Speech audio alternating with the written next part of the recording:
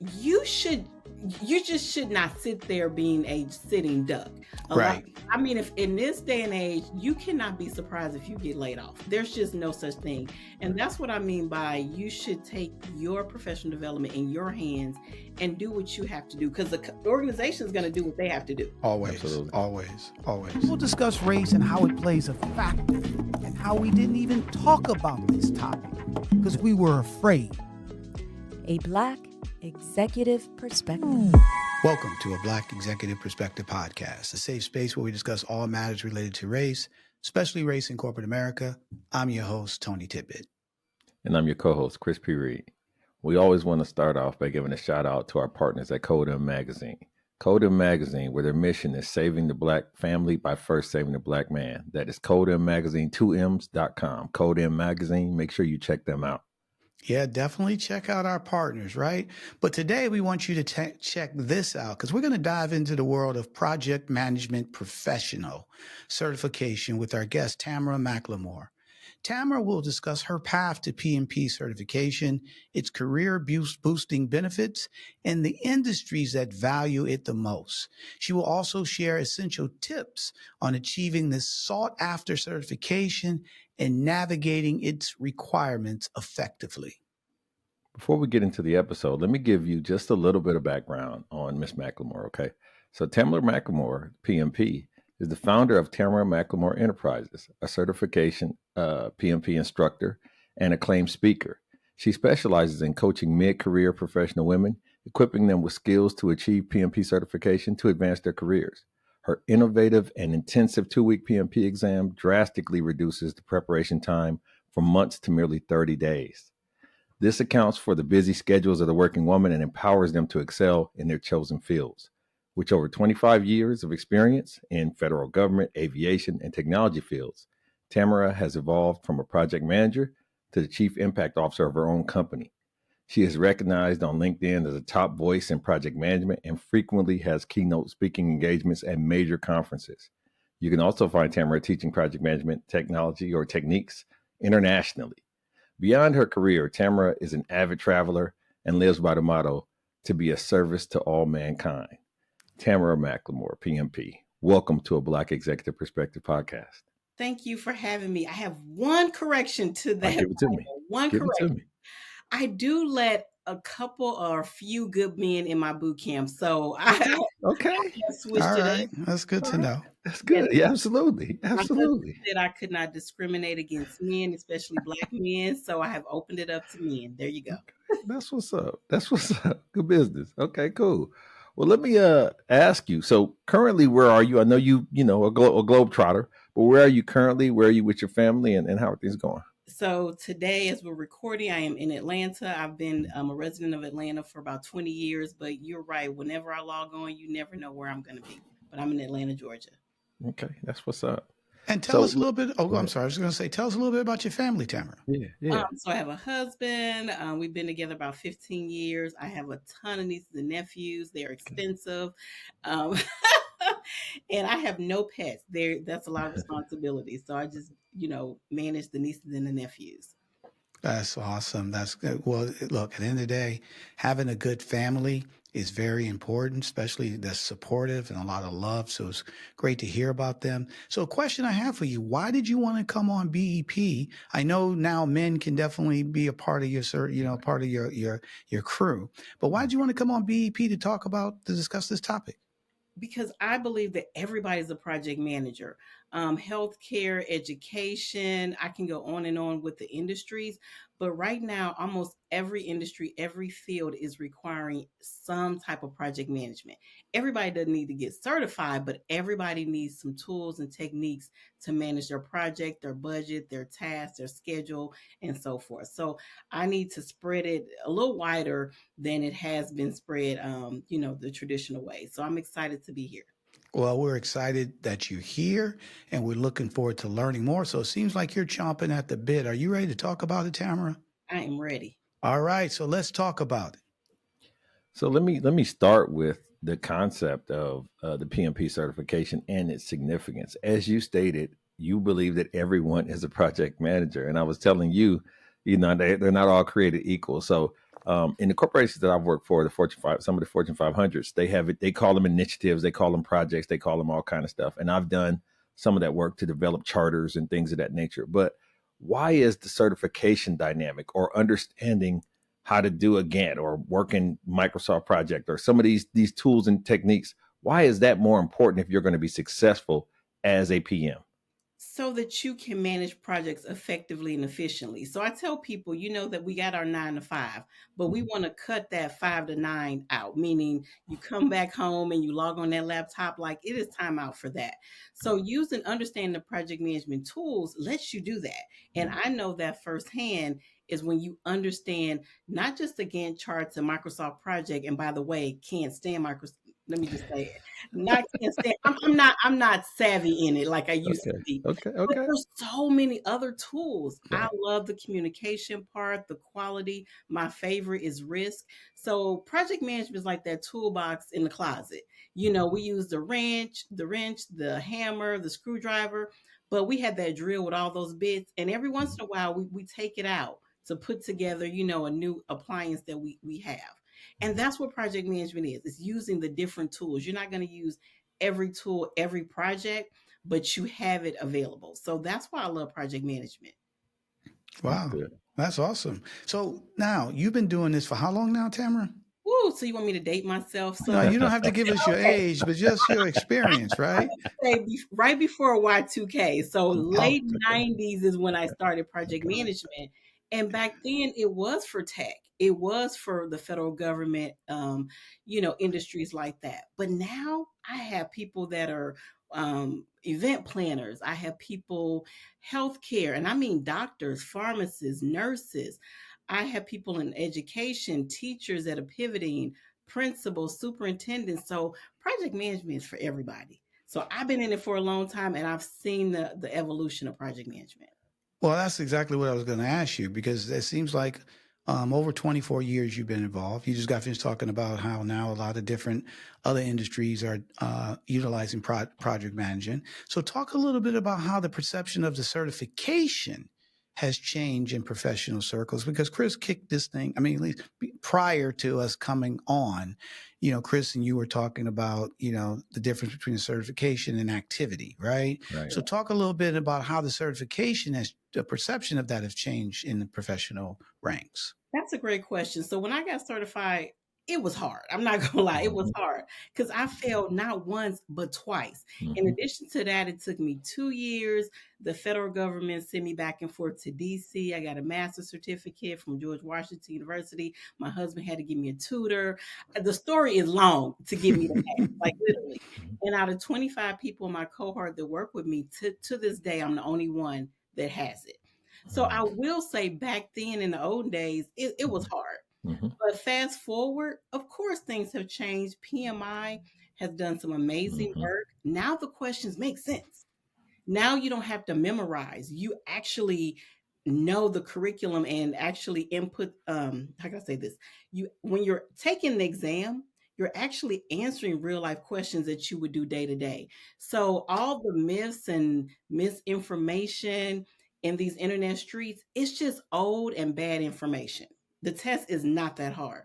And let me say this, gentlemen, we have degrees. Right. We have all these degrees Right. and we do hard stuff. We moved away from home. We purchased first, second, third homes. We have kids. This is just a little test. This is just a little 4 hour exam. This should not punk anybody out. Let me just say that. Say it shouldn't punk Okay. them, huh? Now listen. Let me give you more grace than you've given yourself. I'll say this was in 2013. It was 2013. So I have a mentor and he's a vice president. And I'm at a big company, Fortune 12 company. Okay. And so he says, "What do you want to do with your career? Let's talk about some things." And so I go into the office, and I have a couple of degrees at that point in time. But the situation was, he said, "Well, if you have aspirations of being a vice president or above or high level leadership at this company, you need to either get a master's degree or a PMP." And I was like, Yeah. "You equating a master's degree Yes. to a PMP?" And he was like, "Because it shows that you have the ability to take something from inception to completion, herd the cats, streamline things, and really understand the nuances of making sure that something comes to a close, leading in an essence." And so you kind of talked over it, a little bit and kind of downplayed it. But at that time, when you said you were getting yours, it was equivalent. It is the equivalency, in that regard. It is. And let me say this, the reason why I did not give up and I actually got the certification Mm-hmm. is because during the last recession, I couldn't get a job with my MBA. I Mm-hmm. thought I was it, Mm-hmm. going in third, fourth, fifth interview. Now, this is back in the olden days when they actually called you or called you in to tell you didn't get the job. Right. My feelings was so hurt. And what they told me, the feedback they gave me was, yeah, Tamara, you're a SAP super user. You got all these multi-million dollars worth of projects. I mean, they listed everything. They said, however, we have to hire somebody that doesn't even have a bachelor's degree. Meanwhile, I have an MBA, but this person has their PMP. I Mm-hmm. was told that over and over and over. Wow. It's time to rethink your protein. Agilab's protein bars are crafted with high-quality protein, double the leucine, and enriched branched-chain amino acids, essential for optimal muscle recovery. Finally, a protein bar that works as hard as you do. So visit agilabs.com and use the code BEP to get 20% off. That's agilabs.com, promo code BEP. Exactly. So I was like, okay, I'm going to get this piece of paper. The next company I go to, I'm Right. getting this piece of paper. I will never be passed over again. And so that's the significance of the PMP certification. And Chris, I have to say this. I have friends that were told the same thing. If they want to move up to VP or, Right. executive leadership, they have to get the PMP certification. Mm-hmm. And this includes doctors and pharmacists. I went to the Xavier University, that one of the top schools putting African Americans into med school and pharmacy school. They're coming to me now saying, "Now, what do you do again? I know we kicking it, and we're Mm-hmm. cool, and we grew up together, but I was told you have something I need, which is this certification." Right. And so it holds a lot of weight. It holds a lot of weight. Wow. So listen, obviously it opens your eyes, and you're right. It carries a lot. If you have a master's degree and you got denied a job 5 times, and then they're telling you that we can hire people who don't have a bachelor's, but as long as they got a PMP, that right there is an eye-opening thing. But talk about some of the other challenges that you face, along the way, along the certification process, and more importantly, how did you overcome them? Because I would imagine that wasn't the only thing. Well, it was the formulas, it was the memorization, but like I said before, PMI, they've done away with things that we really don't do in real life on the exam. And so the exam is really, really, it makes sense.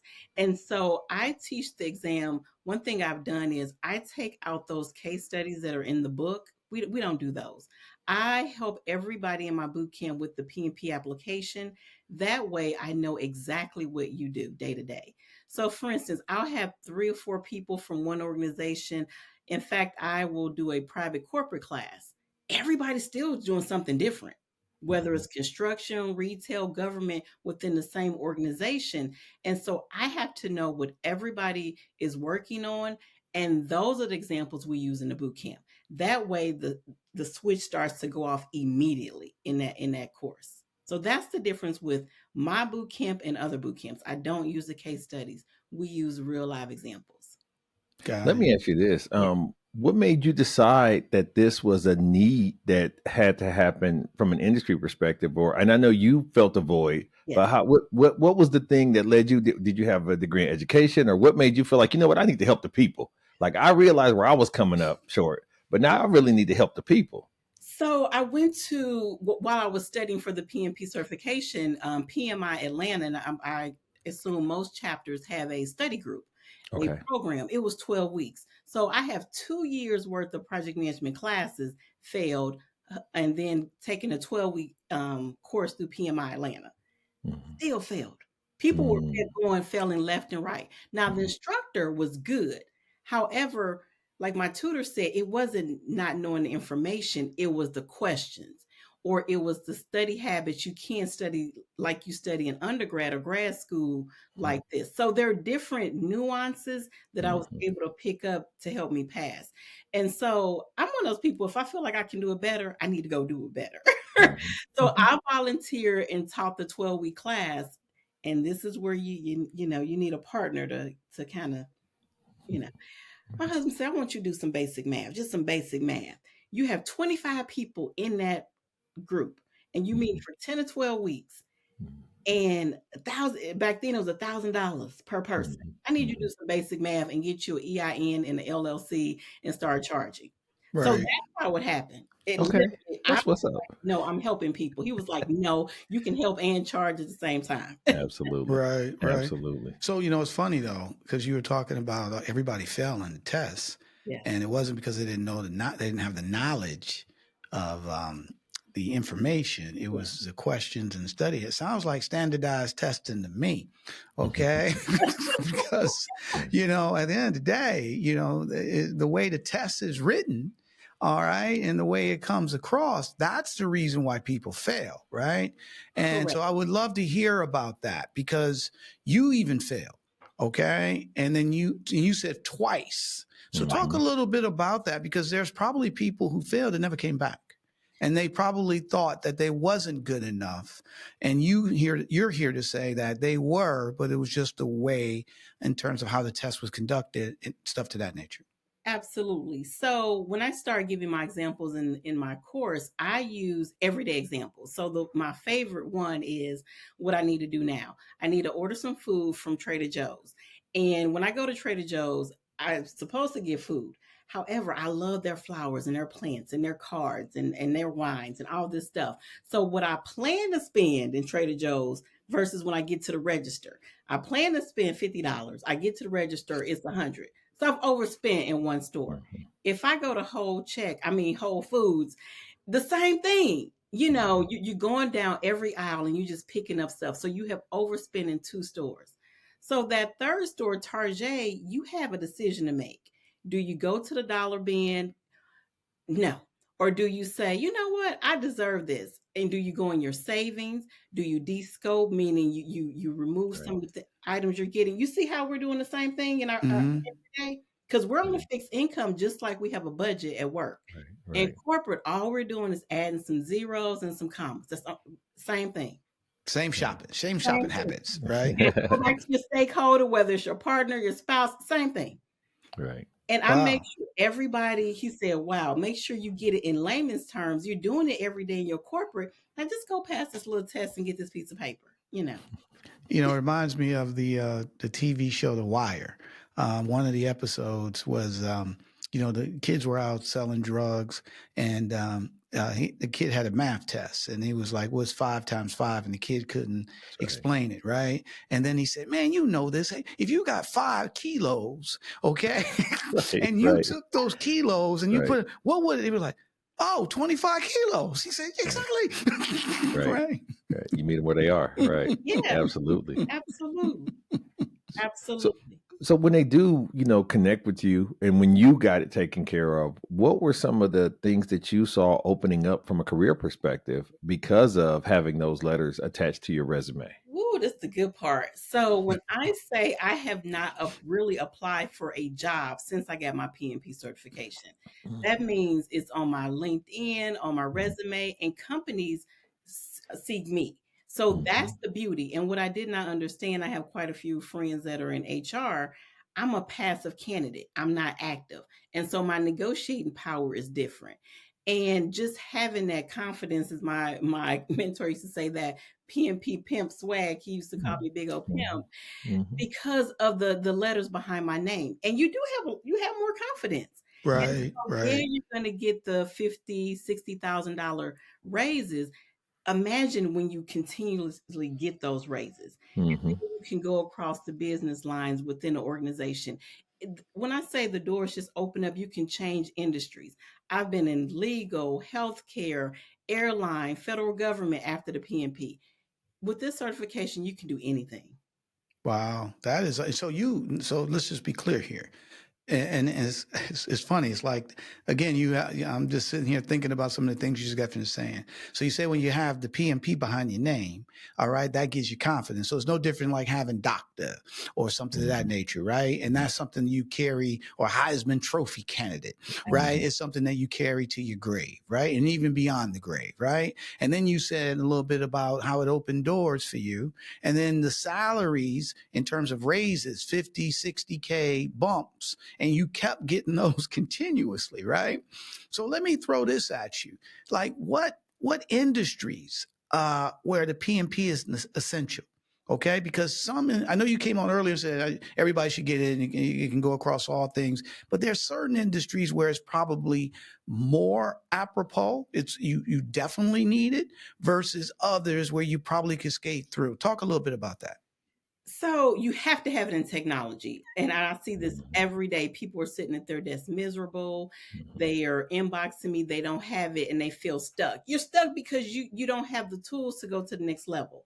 And so technology, you have to have it. The federal government, when I was working for the federal government, you had to have it. You definitely need it now. Construction, industries like that. But I will say healthcare as well. Healthcare, IT healthcare, you have to have it. I'm getting a lot of people in education. They with the budgets from the school districts, the projects that are flops from the school buses, and here in Georgia, the project with the clear backpacks, just epic fail. I can go on and on. So ugh, I'm gonna say every industry, but those are the top. I mean, I'm just being real. And the reason why I'm saying that is because I speak to so many people. I speak at conferences, I speak to so many people, and they're like, Tamara, all of a sudden it's required. Where you saw the writing on the wall because it was preferred, suggested, voluntold. Now it's required. Okay. Yeah. I mean, look, I totally get it, right? Obviously, and you just said it earlier, 24 years ago, it might have been a little bit different, Correct. right? Now, because of technology, and not just technology in the tech industry, but technology in all industries now, right? Yes. So, now you got AI coming out, right? It was not coming out, that's here. Yeah. So I definitely can see that. Let me ask you this though, like in terms of, what's some of the prerequisites? Because can you just walk off the street and or get I'm flipping I'm making shakes at McDonald's and I can go in and get a PMP? Is there certain qualifications? Talk a little bit about that. So the qualifications, if you have a degree, you need 3 years. Most people car notes are more than 3 years. I got a car in my name for my niece. I did the drop down. I'm like, am I getting a house or a car? Like, so literally, most people's car notes are more than 3 years. People have 3 years of experience. And I promise to your audience, we did not rehearse this. Tony, literally, I have a guy, and matter of fact, quite a few people on this contract. It's a federal government contract. He worked in a restaurant. We used his restaurant experience, 2 years of restaurant experience, and 1 year tech. And the restaurant projects we used was creating a new menu.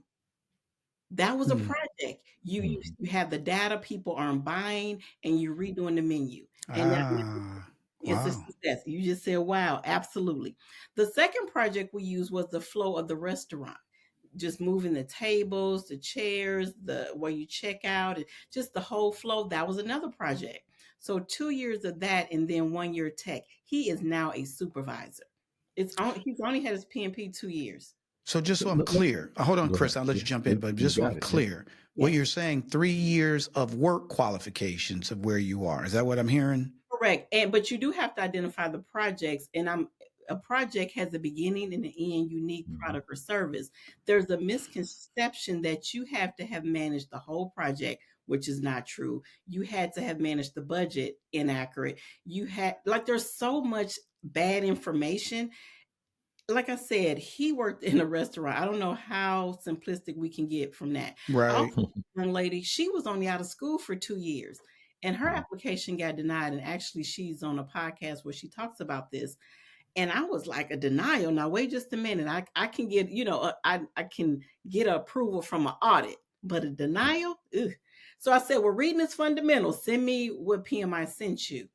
Gentlemen, it never said you had to have been paid for the project. It never said that. We just assumed that. I asked her, what did she do in undergrad if she was Greek? She said she's an AK. I said, girl, I'm an AK. You did a project. She revitalized a park. Home Depot donated the equipment. It was published in the paper. So we used that project and 2 years of work experience. She works for a major corporation now as a program manager. And we were able to get that reversal. It's interesting. I just did a something at my job on program management, and so that's a whole nother genre. But what it's interesting to me that it appeared in the beginning that the PMP was for leaders and executives, and now I'm seeing that management is obviously on the table. But as you speak more and more, I'm realizing sometimes it's a good idea to preemptively, if you have aspirations, You have to become in those roles. So basically, it's for anybody that has aspirations to be more or to get elevated in their career. It's not just once you get there, right? you go. Because these Okay. are the tools to get you there. And let me say this, we haven't touched on this. A lot of people think it's the hard skills. It's the power skills as well. Stakeholder management, communication. When we say stakeholders, we're not talking about just executives. We're talking about your customers. We're talking about your customers' customers. We're talking about the public, teachers, the PTA, who's ever involved in your project. These are a lot of important things that tech people sometimes miss because we're always thinking the hard skills. You got to bring those soft skills. So the new exam is 42% on people. Okay. Exactly. Good. That's a large chunk. It That's is. almost Absolutely. half. Absolutely. Almost half. Absolutely. Let me ask you this. Have you experienced that companies are willing to sponsor this as part of their tuition reimbursement dynamics or whatever? Because I know when I was at a company, at a telecom company, Verizon, they sponsored me to get Six Sigma certified, Yes. from Villanova. And it was a big deal, and it was a good investment for them. Obviously, it paid off. But are you seeing that companies are more willing to say, hey, if you have individual development priorities or propositions, we can then assist you, and this falls under that umbrella? Absolutely. And Okay. you just named the company that does one of the most sponsorships in my boot camp, That's Verizon. what's up. I That's have what's up. They sponsor a lot of project managers, but most companies do. Most companies pay up front, some will reimburse you. But think about this. If they're not going to invest in you, shouldn't you be side-eyeing them anyway? I'm just saying. I'm Right. just saying. You should say, "Oh, you're not going to spend this little bit of money to help me help you." Oh, okay, gotcha. You Right. should go ahead and get it and deuces. And I don't tell people that, but they do Right. because they feel some kind of way about an organization that is not going to support their professional development. So can you just back up when you say they should get it in deuces, just so everybody's clear? Like, what do you mean? Like the writing is always on the wall. Mm-hmm. So companies are laying off left and right. I coach a lot of women, and a lot of the women at the end of this year, we're recording this in October, so it's the end of the year. Companies are still laying off. A lot of them are offered packages, and they're trying to determine if they should take the package or stay. They have done rounds of layoffs. They're not done, so they won't sponsor you professionally. They're still laying off. Travel is stopping. They're getting funny with this. You should you just should not sit there being a sitting duck. A lot Right. I mean, if in this day and age, you cannot be surprised if you get laid off. There's just no such thing. And that's what I mean by you should take your professional development in your hands and do what you have to do because the organization is going to do what they have to do. Always. Absolutely. Always. I tell people that I mentor, always invest in those who invest in you. And that's emotionally, that's professionally things. It's kind of like to buy those that buy, buy us kind of deal. Absolutely. And so with that being said, is there a way to approach that when you're so obviously we're coming into the end of the year, right? Mhm. And so at the beginning of the year, we write down our goals. Most companies, I'm not sure how I've worked for some Yeah. different kind of companies, some bigger companies, but most companies, I believe, write down their goals for the year. Is it seasonal as far as you seeing an uptick in your people that apply to your boot camp, or is it a slow time of year? Like, how does that generally work out for you? You know what? I would say it's more the slow time of their year. Because let's use Verizon. I didn't realize last year, like, girl, it's the end of the year. We're in retail. I think of them as a telecom company, but they think of themselves as retail with the phones, especially the new iPhone came out last year. So it does depend on when they don't have a ton of work going on. Yep. But I will say a lot of people that I coach, they want to be proactive. That's just who I attract. They want to be proactive of their career. They want to go, even if it's sideways. Everybody doesn't want to go up. I was one of those very few people that was mentored to move up in an organization, and I didn't want to. I wanted to manage bigger portfolios and projects. I didn't want to go to the C-suite. And so whatever you want to do, you still need those skills in project management. Okay. So based on that, let's back up to where you began, right? Not began, but as we got into the show, a lot of people were failing. Yes. You failed a couple times, learned the game, then you created the game, right? You have your own business, you're teaching people, you have a boot camp, stuff to that nature. You're saying, hey, this is not just for one industry, it's good across all industries. More importantly, if you take this, you got to invest in you. You get this certification, you're going to have a lot more confidence in yourself. Opportunities will flow. Raises or salaries, or even if you want to start your own, like you did, like, Tamara McLemore Enterprises, right? In terms of being able to train people and stuff to that nature. So talk to people. If I'm sitting here and I'm listening like, and you saying that it's like going to Costco and you break it down, or it's like me, all I gotta do is I'm just making this up, but build a menu and, blah, blah, blah. So I'm thinking, okay, maybe I should go and check this out. Talk a little bit about the study habits, right? What's some of the study techniques and tips? And I get it that you charge for these things, right? So you can keep it to a nil, but talk about some of the things that people need to prepare themselves when they get ready to go and take this test. No, I'm glad we're talking about this, because there's a misconception that I need all this time. But emotional intelligence tells us as adults, we're adulting and we got a lot of things going on. We have, generations in our house, extended family. We have a lot going on. And so we don't have 4 or 5 hours in the evening to study. Even if we did, our mental capacity It's only going to hold so much. It is only going to hold so much. Right before this call, my husband like, what we eating for dinner? Can you cook? I'm like, that's what people are thinking about. What are we going to eat for dinner? Right. And so you have a good 30, 45 minutes of quality time. So I have people break it down, and we do a whole session on how to study. And it is quality, not quantity, quality study. I make people get out the house and study. My winter boot camps, I'm laughing at myself because one boot camp, I couldn't figure out what was going on. I was like, whoa, whoa, whoa. I said, everybody stand up. And they're looking at me like I'm crazy. And I'm like, stand up. Everybody's blanket fell. I said, that's what I thought. Everybody had a blanket in their lap. I'm like, you too comfortable. If you like what you hear and want to join us on this journey of making uncomfortable conversations comfortable, please subscribe to a Black Executive Perspective podcast on YouTube, Apple Podcasts, Spotify, or wherever you get your podcasts. Hit subscribe now to stay connected for more episodes that challenge, inspire, and lead the change. So you cannot be comfortable in this. You have to go to Starbucks, go to Barnes & Noble, get out your house, especially if you work from home, 30, 40 minutes in the morning. So the study habits, it really depends on the individual and the household, but they're not like we did in our MBA program. We cannot cram and get this. We have to study a little bit, digest it, implement it the next day at work. We need to say, slow this project down. We need to gather requirements. We forgot a key stakeholder. You need to start raising your hand more in meetings. That's how the information gets sticky in my boot camp. Right. From an optimal perspective, are you designing things that are more group oriented? Are you individualistic? Is it depending on the person? How do you like to approach it? And what's the maximum group you would hold as far as the minimum? Is it in slots or stages throughout the year? Like, help me understand, because I'm visualizing now. You being a drill sergeant on these folks, and I don't know how many people you telling what to do. So this is funny. So it just morphed in. Of course, the boot camp started small. My biggest ones have been 25 people, and I was like, "Whoa!"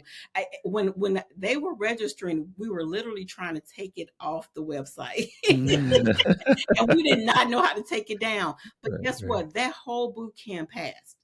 Okay. And within like 30 days, maybe a couple within 45 days, but everybody passed.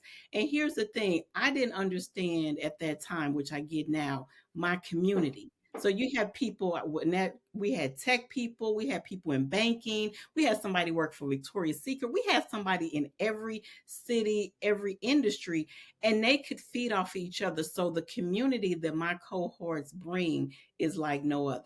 They still do meetups. They get promotions. They do referrals for each other. So the groups can be large, and it's the community. At the same time, they still have me. So after the boot camp, it's the post follow up for me. They're sending me their exams, and I can see what they need to increase. And gentlemen, a lot of times they're like, "What should I study?" And you would never guess what my recommendation for them would be. I like to get on the Zoom so I can see them. And most people, 8 out of 10 people, I'm like, "Girl, you need to go sit down and take a nap. You need to get something good to eat and take a nap." And they're like, "Are you serious? I need to know, do I study agile or do I study quality?" I'm like, "Go to sleep. Your eyelids need to, rest." And so that's the individual part of it. I get to understand, what do you need, Chris, to be successful? And a lot of times it is not more study. It is not. In your experience and how you've set this up, because you talked about agile, and I've done waterfall and Scrum and all these other things in my career, but where do you see the industry going as far as, because now we've moved from you don't like Microsoft Project, and I respect that, but people have moved to Asana and other platforms to manage projects. Do you see the technology keeping up with things, and so therefore people have to go back? What is the recertification dynamic, I guess, is my question for you. So the recertification is really easy. I have never paid for a PDU. People try to beg me, "Tamara, can you have a class so I can get my PDUs in one sitting?" I'm like, explain PDU. I'm sorry, give me. It's your credits for the next 3 years to keep your education up. I have never paid for a PDU, so why would I charge somebody? So those classes that we take at the beginning of the year at our organizations, they count. When you volunteer for industry day, PMI events, lean, quality, everybody industry goes into project management. You get credit for that.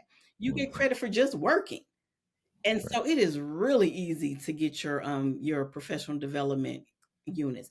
Hopefully I answered your question. It was absolutely jam-packed, but hopefully I answered your question. No, that was good. No, I was just saying, you keeping up with what's going on, because things do evolve. And you talked about, hey, you did this a long time ago, and now they've got different systems. You was talking about SAP and all this other stuff that you were involved in.